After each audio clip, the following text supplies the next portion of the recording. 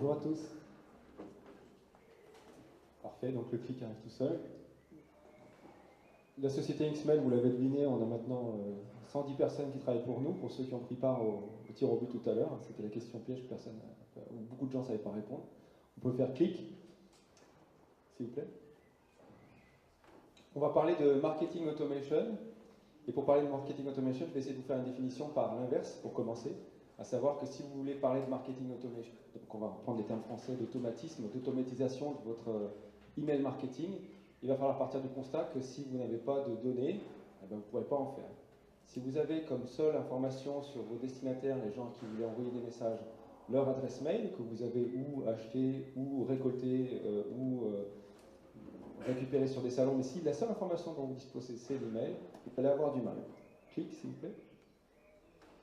Pourquoi vous allez avoir du mal? Parce que derrière cette multitude d'adresses email, cette logique dont on a entendu depuis toute la journée que c'est peut-être plus la logique d'avenir, derrière ce volume, vous avez, il y a un petit clic qui apparaît maintenant, vous avez des points d'interrogation partout, vous ne savez rien sur les personnes avec qui vous voulez, à qui vous voulez adresser un message, et de fait, ça vous empêche de envoyer un bon message au bon moment à la bonne personne. Vous ne connaissez pas la personne, pas ce que vous allez lui dire. Donc évidemment, si on n'a pas de données, pas d'automation. Slide suivant, s'il vous plaît. Donc qu'est-ce que c'est que le marketing automation? Qu'est-ce que ça veut dire que de faire de l'automatisation en email marketing? Ça veut dire qu'on va connaître, on va regarder une personne à la loupe de plus près, on va apprendre à connaître cette personne et on va vouloir, en fonction d'un événement dans son cycle de vie, ou de plusieurs événements dans son cycle de vie, et là c'est bien compliqué, parce qu'on introduit le mot cycle de vie client, il va falloir regarder les différents... On m'entend? Oui. Pas toucher en tête. En fonction d'un événement, on va pouvoir déclencher automatiquement l'envoi d'un message qui sera a priori plus approprié qu'un message qu'on a envoyé si on n'avait pas pu identifier l'événement et l'événement qui se rapporte à une personne. L'envoi du message déclenche derrière l'enrichissement de votre base de données, évidemment. Vous savez que cette personne a réagi à tel message ou pas réagi à tel message, et vous rentrez ainsi dans un espèce de cercle vertueux qui peut devenir intéressant. Clique, s'il vous plaît. Ça pose tout de suite la question de la donnée.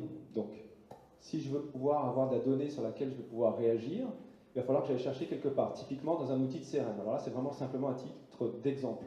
Ça peut être dans un outil e-commerce, ça peut être dans votre ERP, ça peut être dans les trois à la fois. Ça peut être dans d'autres outils, ça peut être dans Facebook. Ça peut être à plein d'endroits. Vous allez voir des gens donc interagir avec vous, avec votre marque. D'accord? Et vous allez, vous, en tant qu'annonceur, devoir faire le travail de utiliser cette information pour pouvoir l'utiliser à bon escient. Clique. Pourquoi? Pourquoi faire tout ce travail d'avoir de la donnée structurée quelque part et pourquoi vouloir automatiser l'envoi des messages? Parce qu'à terme, l'idée, c'est toujours la même, c'est que si on automatise quelque part, on industrialise, donc on va plus vite, on gagne du temps, on gagne de l'argent. Mais aussi, on soigne la qualité du message qu'on envoie au destinataire du message. Donc on sort de la logique du canon mail pour arriver vers une logique où personne qui reçoit le mail va se sentir beaucoup plus concerné, et pour vous, in fine, annonceur, un taux de transformation plus intéressant. Clique. Ça, c'est une image que vous allez retrouver, enfin c'est un dessin que j'ai fait moi, mais si vous cherchez sur Internet, vous allez la retrouver plein de fois. C'est le cycle de vie client. Si on fait clic, s'il vous plaît, c'est exactement la même chose que le cycle de vie d'un produit. Et si on refait reclic, s'il vous plaît, on voit que c'est la même chose, à ceci près que le cycle de vie client, il a tendance à se répéter. Entre le cycle de vie d'un produit où on connaît tous, enfin j'imagine que vous avez tous déjà vu ce schéma. Donc le produit est introduit sur le marché, il y a les early adopters qui vont essayer d'acheter ce produit, et puis après ils vont tirer la machine et tout le monde va vouloir l'acheter, et puis vous atteignez la maturité, et puis bon, finalement votre produit est plus bon, il faut un nouveau produit pour que la courbe reparte. C'est la même chose avec un client. Il apprend à vous connaître, il y en a peu qui apprennent à vous connaître. Ils vont commencer à demander des informations en s'inscrivant à la newsletter, ils vont peut-être demander un PDF, télécharger quelque chose sur votre site. Ils vont peut-être passer beaucoup de temps sur votre site internet, vous allez voir ça dans votre Web Analytics. Jusqu'à arriver au moment où ils vont être des clients, et ils vont être des clients récurrents, et ça va leur plaire d'être en communication avec vous. Et puis peut-être qu'à un moment, il y aura une phase de déclin, il faudra renouveler à chaque fois le dialogue. Et c'est là que l'automatisation marketing peut être intéressante. Clic. Comme au foot, ce qu'il va falloir savoir faire, c'est identifier les situations standards pour pouvoir automatiser l'envoi de messages dans ces situations-là. Donc le gros travail initial, c'est avant de vouloir faire de l'automatisation, savoir pourquoi on veut la faire, à quel moment. Au foot, c'est sur un coup de pied arrêté, un corner, un coup franc, un 1-2 comme ici. On sait très bien que si on a un cas de figure qui se présente, il n'y a pas besoin de réfléchir longtemps. On applique ce qu'on a fait 10 fois, 100 fois, 1000 fois à l'entraînement, ça va marcher. En email marketing, ça va être pareil. Il va falloir apprendre à connaître sa base, donc avoir de la donnée, la regarder, apprendre à connaître ses clients et identifier un certain nombre d'événements du cycle de vie qui sont vraiment assez standards. L'inscription à une newsletter, l'anniversaire des enfants, le premier achat, l'anniversaire de tel événement, la première fois que la personne est venue sur le site. Donc savoir identifier les événements qui pour vous, pour votre cible, sont intéressants en fonction de ce que vous vendez et de la fréquence de votre site, pour ensuite pouvoir répondre de façon la plus intelligente possible. Clic. Donc on va rentrer dans des cas très concrets, ça parlera peut-être plus que tous ces schémas, avec un cas qui est le mien, en tant que client féru de Booking.com, qui régulièrement achète des chambres d'hôtel via ce site. On va regarder 3 emails que j'ai reçus récemment. Un que j'ai reçu 4 jours avant d'aller à Oslo, un que j'ai reçu 3 jours après avoir été à Oslo. Clic. S'il vous plaît. Donc qu'est-ce qui se passe? À un moment, je suis sur mon site, booking.com, je réserve ma chambre d'hôtel. La nuit d'hôtel avait lieu le 15 avril, je reçois donc à J-5, le 10, un mail qui me rappelle que je vais à Oslo. Ça, c'est au cas où j'avais oublié. Donc il faut donc que je prenne peut-être mon passeport ou ma carte d'identité et que je fasse ma valise. Plus bas dans ce mail, au-delà des jolies images qui me montrent ce que je peux voir. Donc ça, c'est en effet quand vous arrivez à Oslo avec le ferry, c'est chouette. C'est assez sympa. Ça existe, c'est vraiment ça, c'est vraiment bien fait. Alors, si vous cliquez, donc s'il vous plaît, cliquez après. C'est la même chose quand vous prenez l'hôtel pour venir à Strasbourg. Il vous l'envoie aussi à J-5. Alors, je n'ai pas vu cet endroit-là à Strasbourg encore, mon hôtel n'est pas à cet endroit-là, mais c'est exactement la même chose. Ils le font vraiment régulièrement. On peut voir qu'il y a une véritable automatisation. Ce n'est pas quelqu'un qui est assis derrière et qui attend à J-5 pour l'envoyer, clairement. Si on reclique, s'il vous plaît. On revient sur l'email à J-5 pour Oslo. On me dit qu'à Oslo, je peux aller voir un certain nombre de choses intéressantes, que je suis qu'à 2 km du musée Munch, que je suis qu'à telle distance d'un domaine skiable, que les gens qui sont allés à Oslo et qui ont prouvent que c'est super en termes de musée, en termes de shopping, en termes de plein de choses. On va pouvoir m'aider. Alors là, c'est vraiment un message qui m'aide beaucoup en tant que client de personne qui va voyager dans un pays que je ne connais pas. On va m'aider à organiser mon itinéraire entre l'endroit où j'arrive en ferry jusqu'à l'hôtel ou en voiture, et puis même, on parlait tout à l'heure de météo, en fonction de la météo. Reclique. Donc tout ça, ça m'aide vraiment, moi, en tant que message, à préparer mon voyage. Donc il y a une vraie valeur ajoutée. Je suis très content de recevoir ces messages, je les ouvre tous. D'accord? Et derrière, en tant que personne qui prend part à cette communauté Booking, quand je reçois le message à J+3 qui me demande comment s'est passé mon séjour, je suis très content de le recevoir aussi, parce que c'est grâce aux notes que je vais mettre moi et que vont mettre tous les autres, les 505 autres commentaires, que j'ai moi choisi cet hôtel. J'ai choisi un hôtel qui avait une note à partir de 8 sur 10. D'accord? Et puis qui est au centre de Oslo. Et blablabla. En regardant toutes les évaluations qu'il y avait eu avant. L'avantage pour Booking, parce qu'il faut se remettre dans la peau de l'annonceur, pourquoi ils font ça? Là, ça crée un trafic fou sur leur site, avant, après le voyage. Ça fait que ça vit très bien, ces histoires de notes. Ça fait qu'ils vont pouvoir vendre leurs prestations auprès des différents hôtels beaucoup mieux. Et dans cet hôtel où j'étais aussi, ce qu'on ne voit pas ici, c'est qu'il y a une petite pancarte qui dit on a 8,2 sur 10 chez Booking. Bon, ils ont perdu un peu, ils sont qu'à 8 là. Mais même dans l'hôtel, ils sont contents de pouvoir annoncer le fait qu'ils ont en effet une qualité de service qui est excellente. Donc pour Booking, ça veut dire demain, je vais pouvoir vendre mes prestations aux différents hôtels du monde entier sur la base de ces informations-là. D'accord? Clique.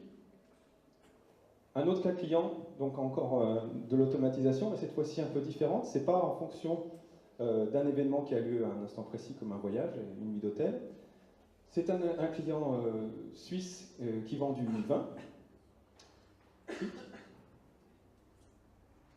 et qui va recommander des vins, qui va faire du cross-sell, c'est un mot à la mode aussi, hein, dans les termes de... Donc on entend marketing automation, on entend plein de trucs. Et ça veut en effet dire plein de trucs. Là, je vous donne quelques exemples. Après, ça va être vraiment en fonction de votre métier qu'il faudra réfléchir.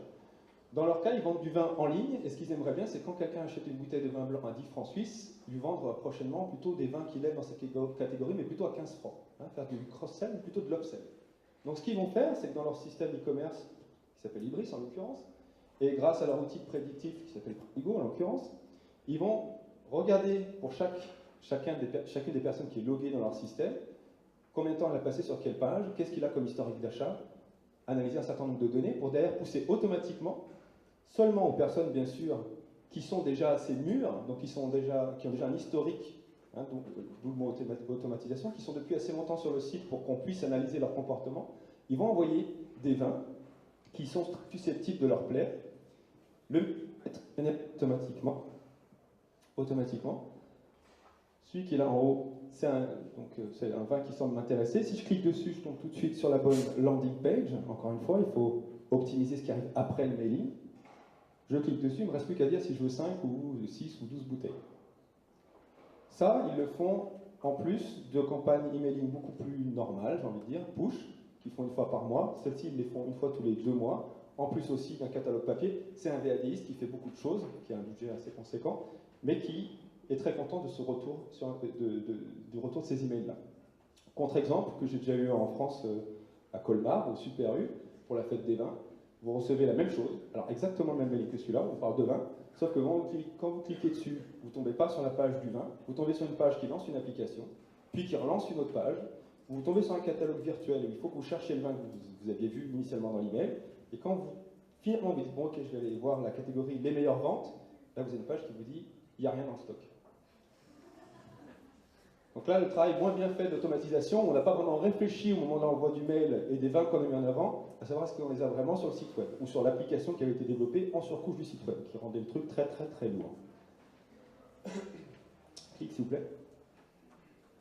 Exactement le même exemple, mais avec un client franco-français, lui, qui vend des machines d'outillage pour le travail du bois. Clique. Alors, je suis désolé, j'ai repris le même slide et j'ai oublié d'enlever les vins, mais c'est exactement la même chose. Il travaille avec un outil qui ne s'appelle pas Pretigo, mais qui s'appelle Wexperf. Il travaille avec un système e-commerce qui est le sien, qu'il a fait en Java. Ok, très bien.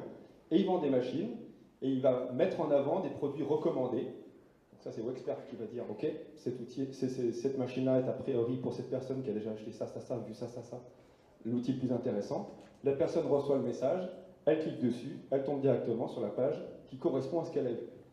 Et là, on est en train de regarder avec ce client ce que ça lui apporte en termes de chiffre d'affaires supplémentaire. C'est ça l'objectif. C'est-à-dire que pour lui, c'est continuer à envoyer des newsletters à l'ensemble de ses clients, mais pour ceux qui ont un historique de navigation sur le site, essayer d'optimiser la communication. Clic. Et puis on finira avec l'exemple d'un de nos partenaires qui est ici aujourd'hui aussi, c'est 3M1, qui font ça depuis maintenant un certain temps. Alors je ne l'ai pas redemandé depuis, mais je sais qu'ils le font au moins depuis 2010. Clic. Ils optimisent pour leur client qui est la PAV l'envoi de messages pour simplement réduire les coûts. Là, l'optimisation, l'automatisation est là pour réduire les coûts. À savoir que la PAV, c'est une société qui doit régulièrement venir dans les entreprises industrielles pour prendre des rendez-vous, pour vérifier l'état des machines. Enfin, ne demandez pas dans le détail. En tout cas, ils doivent venir prendre rendez-vous et faire une inspection. Implique une société pour prendre le rendez-vous, ça coûte cher. Envoyer un fax, ça coûte un peu moins cher, mais ça coûte toujours cher. Envoyer un email, c'est ce qui coûte le moins cher. Donc, ils commencent en essayant d'envoyer un email à toutes les personnes. Donc, automatiquement, à J-temps de la date de l'inspection, on va venir à telle date, est-ce que ça vous convient? Si la personne répond fantastique, le rendez-vous est pris, c'est fait, ça n'a quasiment rien coûté. Si ce n'est pas le cas, il y a une réaction en chaîne qui fait partir un fax. Si personne répond au fax, à ce moment-là, on aura un téléopérateur qui va prendre le téléphone et qui va prendre un rendez-vous pour la PAV. Donc ici, une automatisation loin du cross-sell, upsell, ce que je viens de monter juste avant, mais qu'il y en a une aussi qui fait complètement sens pour la PAV, en termes de réduction de coûts en l'occurrence. Voilà, clic. Donc pour conclure, pourquoi faire de l'automatisation? D'abord, comment en se mettant, je fais que te paraphraser Charles, c'est en se mettant dans la peau de la personne qui va recevoir le message, hein, donc donner la priorité au destinataire, en ayant vraiment fait le travail d'identifier les situations standards, hein, donc comme le petit schéma tout à l'heure du 1-2 au foot, Donc dans le cycle de vie client, Customer Life Cycle, vraiment savoir à quel moment je vais pouvoir dire quelque chose qui va finalement être toujours la même chose, d'accord? Ok, bon ça après, ok, on va pas rentrer dans les détails. Et la sélection des outils, ça je vais vous dire, ça arrive bien après. Prenez pas le problème à l'envers, vous dire ah oui j'ai vu ça, ça a l'air super, on va vous vendre du rêve, nous comme les autres. Avant d'acheter le rêve, posez-vous vraiment les questions sur votre site, vos clients, est-ce que vous avez à leur dire. Et après les plateformes, vous pourrez les choisir de façon plus pertinente. Voilà, et on dit ça sur FaitClick, j'ai fini. Je fais une semi-introduction pour une autre personne qui parle tout à l'heure, qui est donc Christine Richard de chez B-Mobile. Parce qu'il y a une nouvelle dimension en fait à cette histoire du cycle de vie. Là, tout à l'heure, on voit le truc en 2D, c'est bien, mais la vérité, c'est que le cycle de vie aujourd'hui, il devient profond avec le fait que la réaction, enfin, le moment auquel vous allez trouver la personne, il risque, lui, pas d'évoluer. Par contre, le périphérique, lui, risque d'évoluer. Donc là, il faut encore penser responsive. Ça va être le reste de la présentation de cet après-midi. Merci à tous.